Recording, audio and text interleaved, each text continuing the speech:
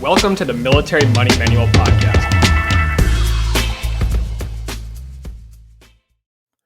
Hi there, I'm Jamie, and I'm here again today with Spencer from the Military Money Manual, the author of the new book and the owner of the website and all that goes with that, all the goodness there. Hey, Spencer. Hey, Jamie. Today, we're going to be discussing two great tips for those who are approaching the end of their service, whether retiring or separating from active duty, that I think will be very helpful to you. Spencer, what are kind of the two highlights of today's topics? So the two takeaways for today's topics are, one, if you're separating from the military, either retiring or just getting an honorable discharge after completing your service, you are eligible, and your spouse as well, for 100,000 free Hilton Honors points. And we'll get into the details of how to earn those. But this isn't connected to a credit card. This is just a great program that started a couple of years ago where Hilton is giving out 100,000 free points to military service members to help them transition out of the military. So we'll get to the details on that in just a minute. And then the other thing that we're going to be talking about is what to do with your annual fee waived credit cards after you get out of the military. Some good topics there for sure, especially the second one. People ask that a lot, and anytime you talk about military travel hacking, people always, but what about when you get out of the military or whatever? So I look forward to talking about that one. First, Spencer, let's talk a little bit about that Hilton Honors Military Program that you mentioned, which is an incredible benefit to help service members, like you said, either retiring or separating from the military, to basically look for a new job or attend training or anything kind of along those lines. So tell us about that program. Yeah, so it's a partnership between the Hilton Honors, the Hilton Hotels, and the National Association of State Workforce Agencies. I never heard of them before. I think essentially they're maybe they might be in charge of like unemployment benefits or helping vets find work. But it's a nonprofit, and they partner with Hilton, the NASWA. And you can go to their website, naswa.org, to find more details on the program, or it's on my website as well if you just Google Hilton Honors Military Program. And they offer 100,000 points to transitioning service members and veterans to help support their travel for employment. So the terms of the program are the points can be used for any employment purpose, such as an out-of-town job search, training for a new job, or finding housing after separation. And as of December 2021, there was 27 states participating, but I just checked the website today in mid-January, and now there's 28 states participating. So it sounds like it's a growing program, and I wouldn't be surprised if within a couple of years, almost every state is participating. Even better. So what's the process like to sign up? How difficult is it? So from what I hear, it's not too bad. You do have to go through a little bit of a process. You can start at my website, militarymoneymanual.com. I've got the article up there, and you're going to have to reach out to a point of contact with the National Association of State Workforce Agencies. And there's a couple of email addresses on there. Just find your state, whether you're in Texas or California, wherever you are, New York, and you just email your point of contact, and you tell them, hey, I'm a U.S. military veteran, or hey, I'm separating in a couple weeks, and I'm curious about the Hilton Honors Military Program. How do I get the 100,000 points? And they're going to respond with a couple questions. You're going to have to give them your Hilton Honors number, obviously, so they can post the points. They're going to ask you where you're currently located, where you're traveling to. Some of the other interview questions are like, is this request to attend a specific employment event, like an interview, training, or housing? If so, where and when is the event? How many Hilton points will be required for the event? The max is 100,000. And they'll probably ask to see your DD-214, which is the document you receive when you separate from the military, or they might want to see your separation orders if you don't have a DD-214 yet, because you haven't separated yet. So if you're in that, transition period, maybe like 180 days of separation.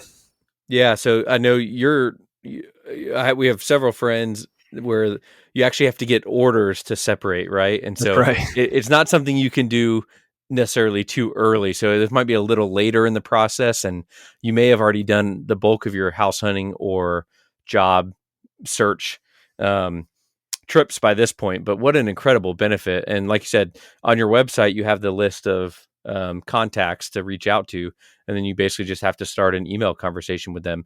Earlier, Spencer, you mentioned spouses too. Can you expand on that a little bit? Spouses are also eligible in addition to the service member? That's right. Yeah. So I've gotten several data points about this. There's nothing official on the website. And this is why, having this community around the militarymoneymanual.com and the newsletter and the book is just so great, because you get all of this information that isn't publicly available. And I don't know why they don't put this out there, but I've had several people who are separating in the next couple weeks or months reach out to me and say, hey, my spouse was also available for this program. So maybe it depends on the state, and maybe that's why they don't kind of publicly talk about it. But make sure you inquire about that when you, the active duty service member, apply for the point. Just say, is my spouse eligible for this program as well? And I've gotten at least 2 or 3 data points now where the active duty service member has received 100,000 points, and then they've said, hey, my spouse is going to be traveling too, to find new employment after I separate, and then the spouse gets 100,000 points. So potentially you can earn a 200,000 points if you're a married military couple. So once again, the married military couple benefits from a military program. Yeah, but it doesn't even have to. It doesn't sound like it has to be necessarily like a mill to mill relationship. I just looking at this line on their website.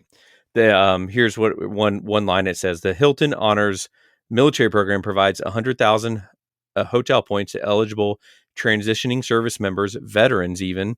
So I don't know if there's a time window there. I'll come back to that in a second. Military spouses and other eligible persons to support needed travel for verifiable employment-related activities, like you mentioned before. And it is once per lifetime, so 100,000 per lifetime. And each participating state sets its own eligibility and residency requirements, like Spencer kind of mentioned already earlier. There's one even kind of testimonial here that talks about a retired Marine veteran spouse that used their Hilton Honors points to accept a new professor position at a local university, and then they use their rewards points towards a few nights of house hunting. So pretty cool to see all that. I've never heard of this, Spencer, before you published your blog a couple weeks ago. Is this a new program? Do you have any history on it? It doesn't appear to be a new program. I can find a couple blog posts from 2015, I think, and 2016, where people have also talked about this program. It just doesn't seem to be very widely known about. And, I just went through the transition assistance program myself, the TAP course, and this was never mentioned. So, this is a very practical and useful benefit that, if military service members aren't being made aware of, that's a shame, because, I'd say it's a very small percentage of people who get out of the military and stay in the exact same location, right, where they were stationed. A lot of people move home, a lot of people move back closer to family, or a lot of people just move for work, which is the whole point of this program. So, I've got a friend who he just got out of active duty Air Force, and he's going to go fly for Delta. He's in Washington State. So he applied to the Washington State program, got the 100,000 points because he's going to Atlanta to go interview for his new Delta job. And he just said, it's going to be this many nights. I'm staying at, this hotel, and it looks like it's, 50,000 points a night. And so they said, here you go. Here's 100,000 points. That's awesome. Yeah, because some companies will cover your interview travel. Some of them don't, and you got to pay your own way for your airfare or hotel during your interview process and things like that. One question I have too is, when you talk about your state point of contact, is there any guidance for example, I live in Alabama, but I'm a Florida resident. Could I be eligible if only, if only one of those states is available on the list, or how do I know which state to contact if both of them are, things like that? I think the easiest place to start is if you reside in the state that's participating in the program, just start with that as your point of contact. However, if you reside in a state that's not participating in the program, then just look at the list of states and find a state that you have some connection to, whether it's, I'm a legal resident of Texas. I was born and raised in Connecticut. I went to school in Massachusetts, and I currently live in Hawaii. and I think I have to update my car insurance because it's still New Jersey, right? I mean, that's a classic military story right Yeah. there of, having affiliation with 6 different states.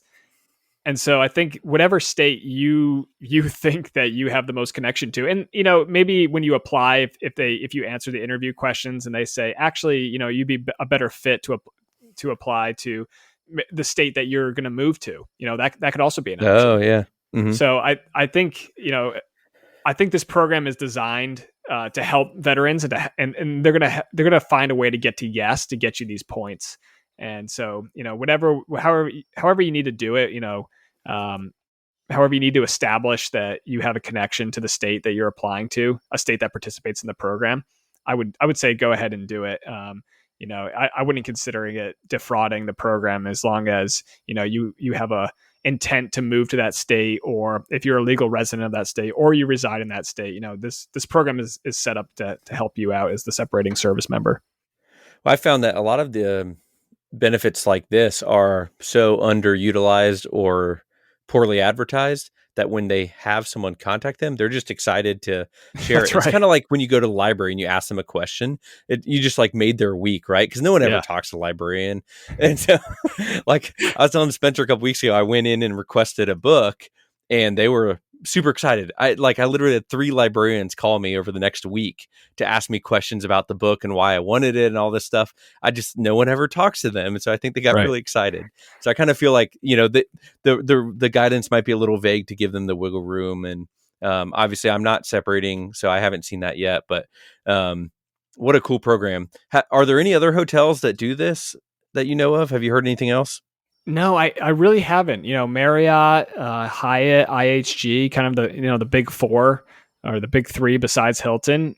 None of them seem to have this kind of program. And if anybody knows about it, anybody's listening to this podcast and they're like, hey, actually Marriott does give away 100,000 points. Please let me know, and I will we'll record another podcast and talk about the Marriott on the Marriott military program. But no, as far as I know, this is strictly a Hilton program, which, especially in the continental United States, is probably one of the best programs to be running this program, or the best hotel to be running this program, because there's so many properties, and even in small town America, you're usually going to find like a Hampton Inn or some Hilton property, even in these small towns, in the Midwest or in the South.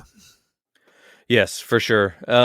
You mentioned, Spencer, the interview questions. And again, just to clarify, it's not like an in-person interview or anything over the phone. It's just email questions and response, right? That's right. Yep. So that, not a big process. It's really just like so much in life. It's just making the effort. 80% of it is just finding your point of contact on either my website, or they update the list on the NASWA.org website. They keep that updated all the time. And if you Google Hilton Honors Military Program, NASW, it'll pop up right away. And just find your point of contact, shoot them an email. And like you said, Jamie, I'm sure that, these people didn't publish their emails because they don't want people to contact them. They want veterans to contact them. They want to help you make that move, interview for that job, go to that convention. That's the other thing too, is like, maybe you have an interest in some other job that's completely unrelated to your military job, but it just doesn't make sense for you to shell out a couple $100 for a hotel room to go to a convention. But there's a convention, and you think, what, maybe I can go there. I can learn about this job, and maybe it turns out to be the job for you. And if it doesn't, then it's okay. You just spend 100,000 points, and it's called a job search, right? It's not a job find. So that's really cool. And obviously the intent, like you said, is to use these for some kind of job related search, house hunting, job training or something like that. But there is no follow-up. You don't have to send an after action report of where you sent them. So don't take advantage of the system, but they also make it easy on you as well, where you don't have to account for every single point and what hotel you spend it at. I can't remember if it was in an email I saw, but essentially, if let's say that you get the job on the first night and you only need to use the points for one night, you get to keep the remainder of the points. So they're not making this difficult. it's essentially it's 100,000 points donated to retiring, separating U.S. military service members and their spouses. And don't feel like you're taking advantage of the program if you only use it for one night for a job hunt. It's the points are there for you, and like Jamie and I have been talking about, this is not a well advertised program. So hopefully, if you found this information valuable, if you found this useful, share this on Facebook, share it on Reddit, Instagram, send it, text it, WhatsApp it to your friends. Just let them know about this program, especially if they're getting close to getting out of the military. Because I know for a lot of people, 100,000 points, I mean, that could be 3-night stay at some, Hampton Inn or Hilton Garden Inn. And that can mean the difference between, interviewing for a job, getting the job, showing up, well rested and looking, looking prepared rather than driving, 8 hours overnight to go interview for a job. You can drive in the day before, stay a night, and you don't have to worry about the expense of the hotel. So yeah, that's a good point. Put yourself in leg up. If you have the Hilton Honors Aspire card, which you should probably have as well if you're in the military, you're gonna have diamond status. So you're probably gonna get free breakfast or a dining credit as well. Yeah. So. And maybe an upgrade too, depending on which hotel. That's right. And Spencer, one thing I wanted to highlight too, and this is my last thought before I'll pass it back to you on this topic was, if you have used it or you have any other data points, or after listening to this podcast, you go out and use the program as a recent separating veteran or getting ready to separate, please let us know. DM on Instagram, Military Money Manual, or email info@militarymoneymanual.com. We'd love to hear your experience with it so we can keep passing the feedback that it's a pretty easy program to take advantage of and make use of. So Jamie, one Reddit post that I just commented on the military finance subreddit, which is a great resource, by the way. I don't know if we've talked a lot about that on the podcast. Not. No, yeah. But reddit.com/r/military finance, and it's got 25,000 active members. So created July 11th, 2012. I think I actually created it, but I can't prove this. You can't scroll all the way back. I can't prove it, but it's got 140 people on it right now, which is pretty cool. So nice.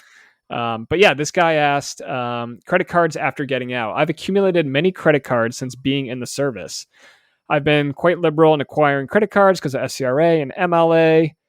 To those who have gotten out, how have you dealt with the number of credit cards you have obtained while you were in? Did you close all of them to avoid the fees? Did you keep them?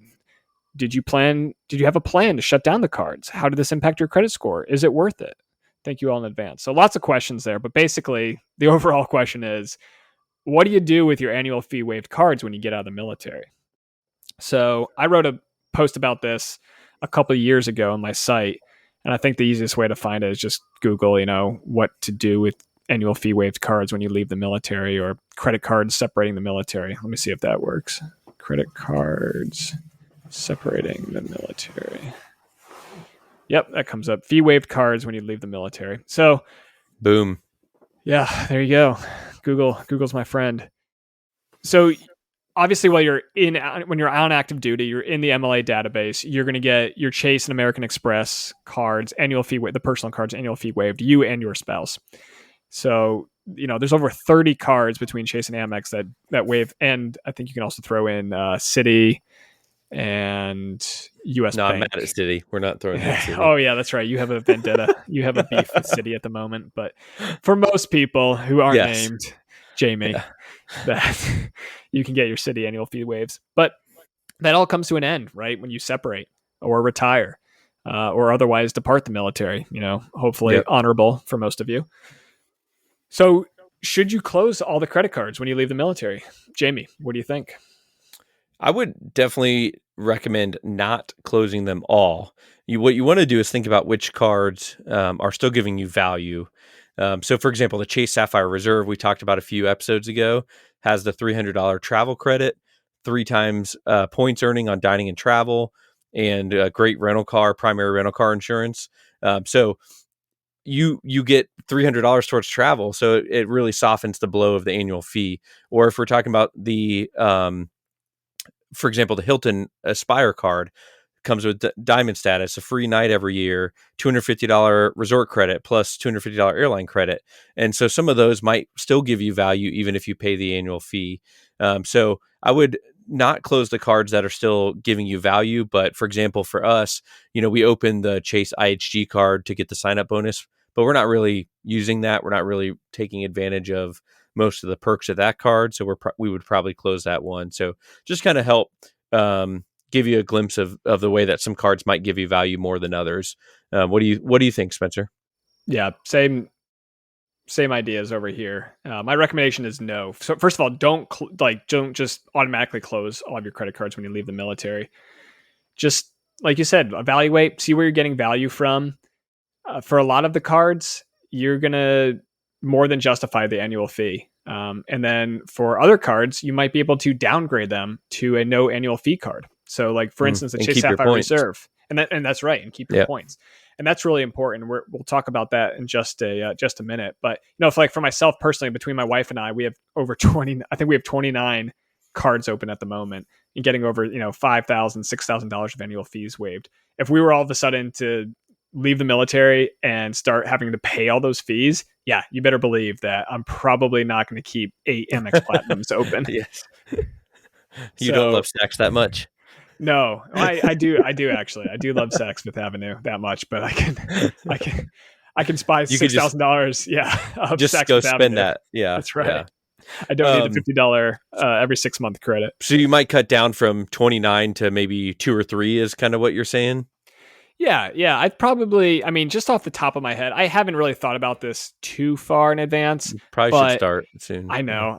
Yeah. The Amex Platinum, I'll probably keep at least one of those open. Probably not more than one, to be honest. And maybe not a additional one for my wife as well. Probably just for me, and then add her as an authorized user. The Chase Sapphire Reserve, definitely going to keep that one open. I've gotten a lot of value off of that. And then the other thing too is you want to keep a card open that can transfer to travel partners, and you want to be able to preserve your points and miles. So, and then the Amex Gold card, it's got 4x points on dining and groceries. I get a lot of value out of that. Maybe I'll have to go back and see. I think last year we probably spent 5 figures on between groceries and restaurants. So that's 40,000 points right there, which, could be worth $800 if you do 2 cents per point of travel. So it's got $250 annual fee. Yeah, that sounds like it's paying for itself. So, just take the opportunity to, if you've been in the travel hacking game and you've been doing this for a little bit, you probably have kind of like a running tally of like what are your top performing cards and where you're getting the most value. And just take a moment to, like you said, Chase IHG is only $95 a year and it comes with a free annual night. But if you're not using it, then that's $95 a year that you're not getting value out of. So yeah, but you can't even find like a Hampton Inn quality hotel for $95 a night in most cities these days. That's true. You use it once and it could pay for itself. Now, what about the timing for this as you approach the day where you walk off base, hang up your boots for the last time? Do I need to set a reminder in my phone the morning of my terminal leave ending or beginning to cancel, 26 of my cards? Or is there a rush to do it the day it happens, or do you have a little bit of a buffer period? Yeah, absolutely not. There's no rush. And a lot of people, I think, fair enough. Like they want to be proactive about it. And so you'll see a lot of people who are like months or years away from separating. They're already, anxious and like worrying about it and thinking about it, which is good. Like have a plan, but you don't need to worry about it. And the good news is unlike the military, these companies actually want to keep you as a customer, right? And so they don't have these absolutely, horrendous finance departments that are just trying to bilk you out of every dollar. No, they actually are going to, Chase and Amex. I've had great customer service with them, and they actually want to keep you as a customer. And so before they charge you any annual fee, they're going to warn you. And this breaks down between American Express and Chase. There's definitely a distinct difference here. So yes. Yep. From the data points that I've been getting through the website for years, Chase checks the MLA database essentially every month or two. Yep. And as soon as you fall out of it, whether, you you go to the reserves, you go guard, and you're not on Title 10 or Title 32 orders anymore. If you just leave active duty, right? You separate, and you got your DD 214 and you're a veteran now. As soon as that happens, most people report within 2 or 3 months of that separation date, Chase is contacting them, and usually through a letter in the mail or through an email, and saying, hi, we show you no longer on active duty. If this isn't true, please provide orders. So like, let's say you went to the Guard or Reserve and you picked up active duty orders, then you can just provide those, and then they'll extend your MLA benefits. Mm-hmm. But if you can't produce evidence that you are still active duty, then they'll say, your annual fee will be assessed on, and usually it's like 6 to 12 months in the future. So you're going to have plenty of warning, and you're going to be able to, come up with a plan for what you want to do with your cards. And so that's Chase. And then on the other side is Amex. And here's a little tip. From what I hear, Amex does not check. So they're making too much money to care. I guess. Yeah. But from what I hear, and keep this on the DL, but there's guys who have been out 5, 10, even longer years, and they're not getting charged annual fees, even though they left active duty. So that's awesome. So I think the biggest thing here is don't panic. Relax, keep your cards open until you get warned that you're going to be charged an annual fee. And then even if you miss the warnings, for most of these cards, you can close the account within 30 days of being assessed the annual fee, and Chase and Amex will refund you the annual fee. So there's a lot of consumer protections built into these companies. Probably not they're doing. It's probably, the laws and the regulations that they have to comply with. Yeah. But they're not going to assess a fee without warning you a lot. And then even if they do charge you the fee, you're going to have an opportunity to, have the fee revoked and then to close the account if you're not getting value from it. That's really good info there. I want to clarify, when you said usually we're going to charge you a fee in 6 to 12 months, does that 6 to 12 months date usually coincide with your card anniversary date? Or do you know, or do they pick in just kind of a future date? I think it is like the date that you should have been charged the annual fee while you were on active duty orders. Yeah. So I think it is your card anniversary. I don't think they just pick a random day. I think, they find whatever. I think there must be some kind of like leeway there. Like if your date is in like 30 days, they might say like, I wonder if you can get 13 months out of it then. Yeah, maybe. Yeah. which could for for the right card, for like a Chase Sapphire Reserve where you're going to get $300 annual travel credit every calendar year. That could be worth it to keep that card open a little bit longer. Okay. So I want to back up a little bit. Just kind of a little practical snippet here of, if I do decide I want to close a card, what is it like to close a card? Is that a arduous process, or is it, what's that like? So, I mean, over the years, especially since I kind of caught the military travel hacking bug back in 2017, 2018, I've opened over 40 cards and probably closed dozens. And let me just tell you, it's simple. It's easy. I think for American Express, you can do it with a couple of clicks. You can close the account. For Chase, I think most of the time you have to send them a secure message through the website telling them like which account number you want closed. But yeah, it's very simple. It's not a big deal. They deal with this all the time.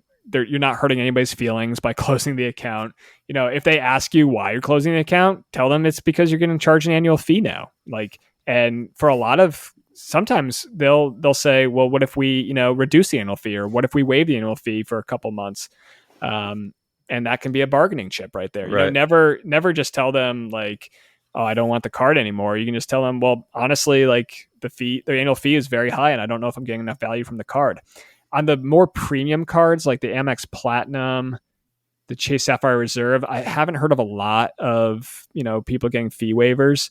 But on the lower tier cards, there's always data points out there of someone they're trying to retain as a customer. They'll waive the annual fee for a little bit. Yeah, I've actually seen a lot of data points on the Amex Platinum retention offers recently. Platinum, yeah. Oh, yeah, that's true. But it comes with a spend. So it might be, we'll give you 40,000 points if you spend 4,000 in the next 3 months. Mm-hmm. Every once in a while, you'll see someone get, here's 50,000 points just if you agree to stay on. But usually it's with some kind of spend requirement. But you never know if you don't ask.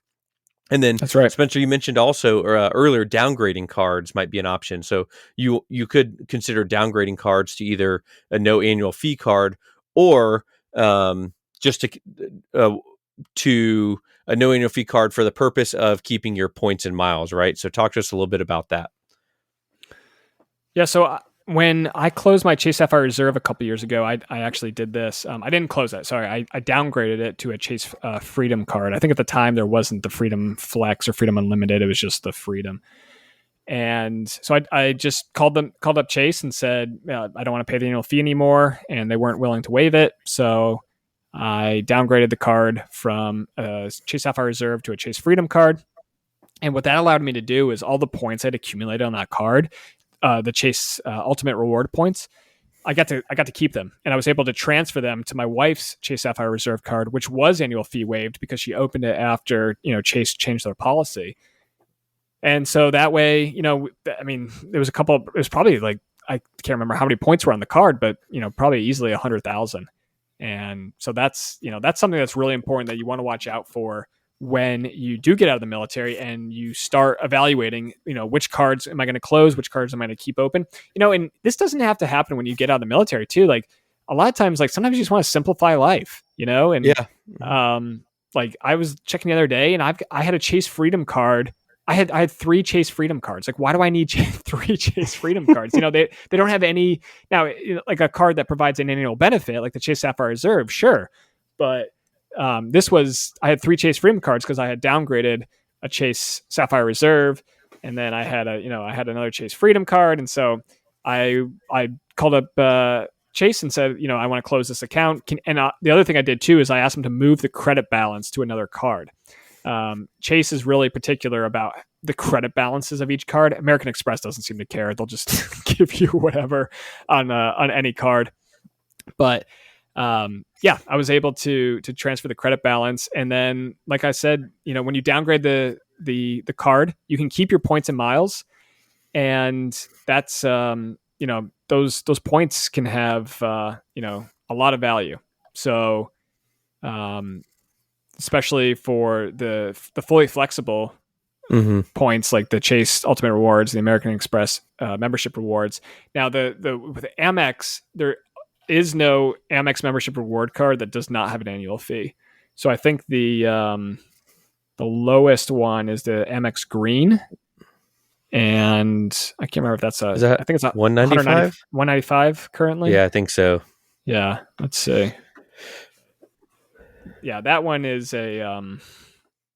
But if you're keeping a couple 100,000 Amex points, that might be worth paying for another year or two, for example. 150. That one's 150. Okay, 150. Currently. Yeah. Okay, Spencer, back to, I forgot to follow up question on closing your account. So a couple other admin details you want to do before you call or chat to close an account. Make sure any recurring transactions like your Amazon subscription, Netflix, anything like that has been changed to a different card. And what about the balance? Do I need to make sure the card's paid off, or credit balance you mentioned a minute ago? What do I need to do with those? Yeah, absolutely. Don't never close an account if you haven't paid it in full. So one thing that I do is I just look at, the last 2 months of statements, see if there's any recurring charges, Spotify, Netflix, Amazon, and then go to those subscription services, change the credit card, and then but even if they charge a card that's been closed, they'll tell you because they want money. So you don't have to worry too much about that.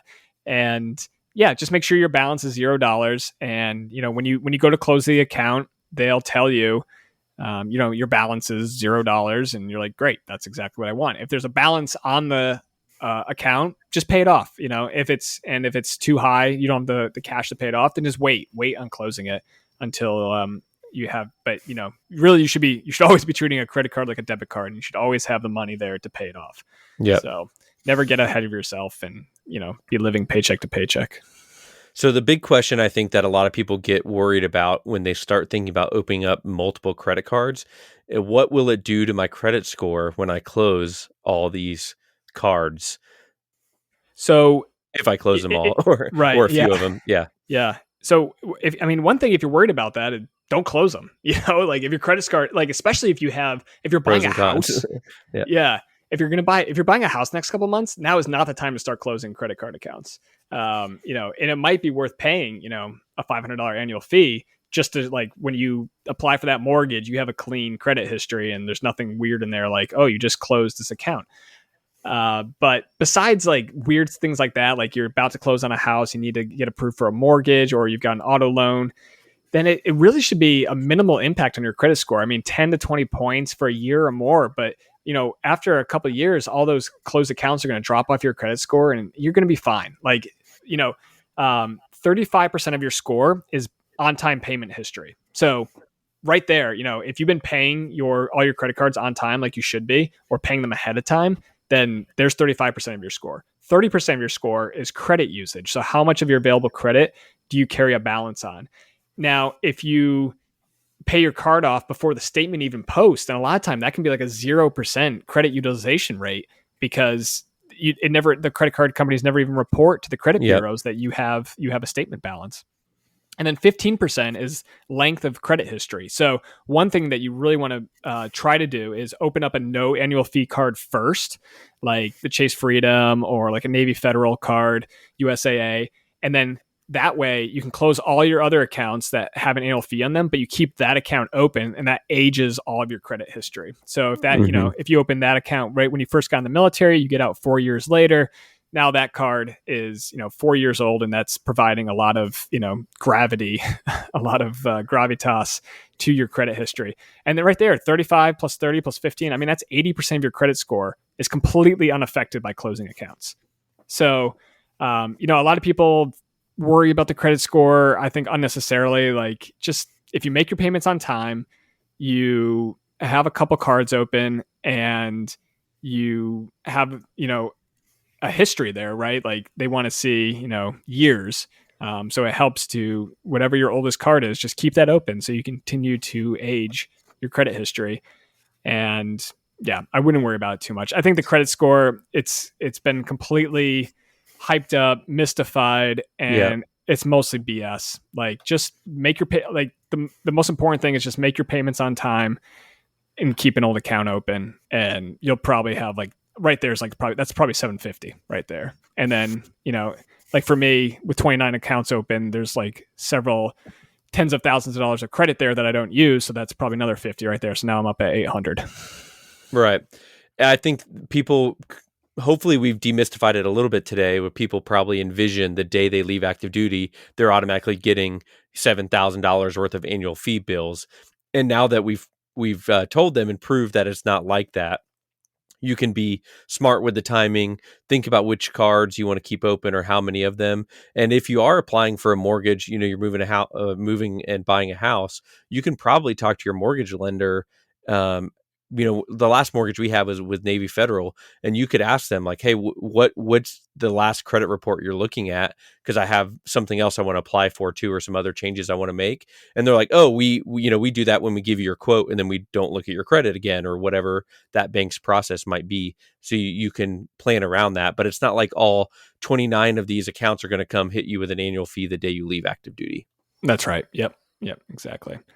Yeah. So, final thoughts,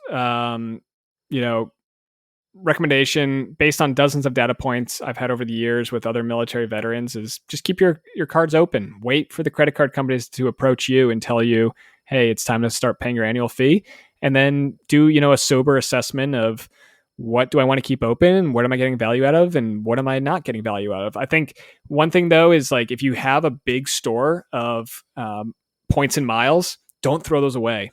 Find a way to either transfer them to a partner, transfer them to a spouse, transfer them to even if you just take all your Chase points and move them to United, because you're going to fly United in a couple of months, do that. Bank them somewhere. Don't lose them. Yeah, I think for me, I would probably be willing to pay the annual fee.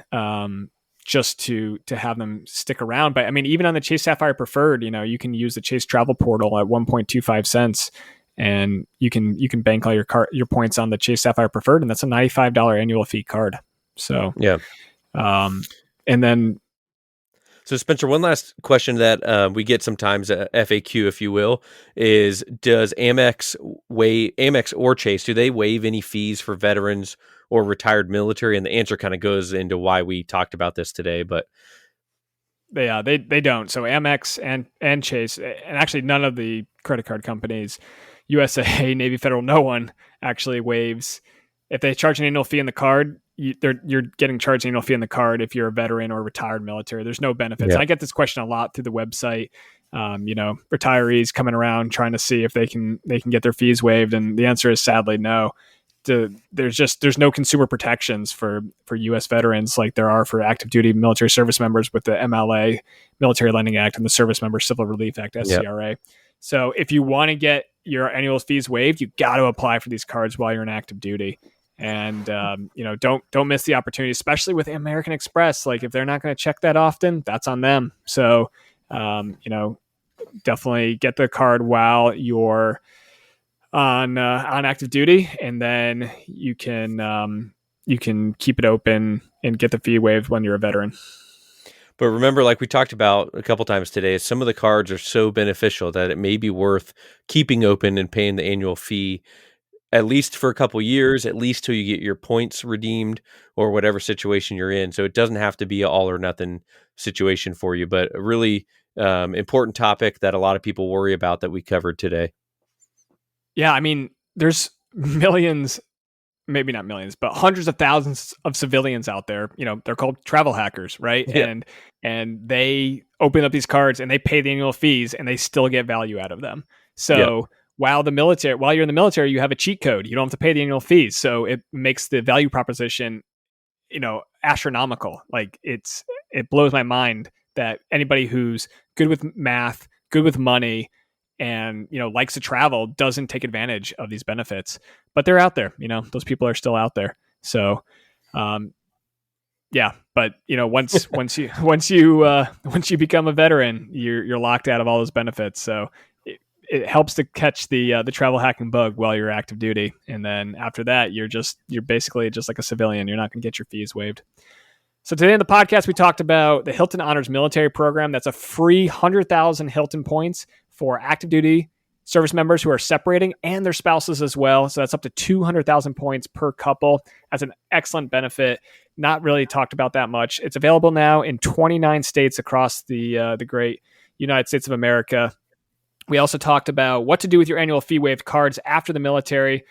Basically, just chill. Let the credit card companies come to you and say, hey, you're not on active duty anymore. You need to start paying us an annual fee, and then assess what cards are you getting value out of, what cards you want to keep open.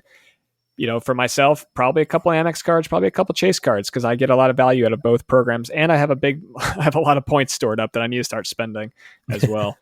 And then if you've gotten value out of this podcast, please leave us a review on Spotify. There's just under the podcast thing, there's a little thing that has a little star next to it. It should hopefully say 5 stars. You click on that and you can leave us a 5-star rating. You can do the same thing on Apple Podcasts, and you can even write a review too if you found it super, super useful. Just let other people know what you enjoy about the podcast. You can reach out to us, Instagram.com/military money manual, and I will get back to you on there. Or you can shoot an email, info @militarymoneymanual.com. And we'll see you next week on the Military Money Manual podcast. Hey guys, it's Spencer again. Before I let you go, I want to let you know about my new book. It's called The Military Money Manual, A Practical Guide to Financial Freedom, and it's available right now at militarymoneymanual.com/book. This is the book I wish someone had handed me on my first day in the military. In this book, I cover the exact money tactics, investing strategies I use on my path to financial independence before age 40. I break down the math of FI and I explain the exact dollar amounts you need to retire. The book is full of easy to apply financial advice specifically for military service members and their families. I cover tax-free deployments, the thrift savings plan, and many more topics only military personnel can relate to. This book was written specifically for you, whether you're active duty, guard, reserve, a military spouse, enlisted, or officer. Both E's and O's will benefit from the lessons in the Military Money Manual. If you're in the Army, Navy, or Air Force ROTC, or if you're a cadet or midshipman at West Point, Naval Academy, and the Air Force Academy, this is the perfect book to start your military career with. Again, the book is available right now at militarymoneymanual.com/book, an audiobook, ebook, and my personal favorite, the hardcover book. The hardcover book was printed right here at home in the United States of America, and it will look great on your bookshelf. So check it out. Let me know what you think. And remember, podcast listeners can use promo code PODCAST to get a special discount. It's called The Military Money Manual, A Practical Guide to Financial Freedom, and it's available right now at militarymoneymanual.com/book. Thanks for listening.